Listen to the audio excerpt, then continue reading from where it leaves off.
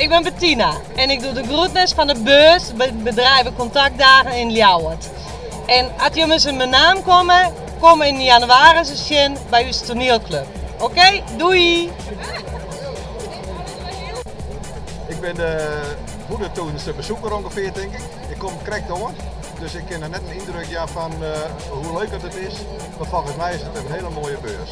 Misschien kom ik het eind van de jaar nog even om je verhalen wat te maken. Bedankt. Een geweldige beurs. Wij, gaat nog de banker af. Wij van Uber is hier wel. De mensen van je lieke vriendelijk als wat. En hier krijgen we een snipje, snapje en wat drinken. Nou ja, dat is.